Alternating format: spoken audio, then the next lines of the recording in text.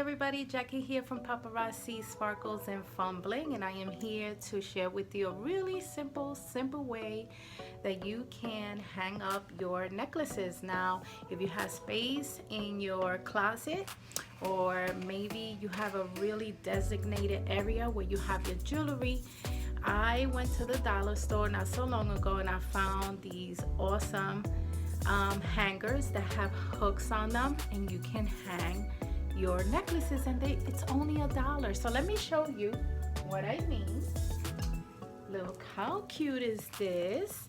I have some of my personal items, and the nice thing about it is that it swivels. Okay, it's a really nice hanger, and you can hang it in your closet, or you can make a designated area on a wall and hang it up and hang up your necklaces. I even put this little purse there so you can see. You can even use this for belts.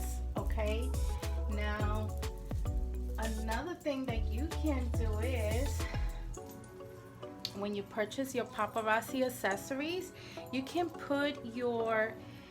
use the tags and still put your jewelry back, okay, in these tags, and then hang it up in one of the hooks. You see how pretty it looks with the nice pink on it? Super cute.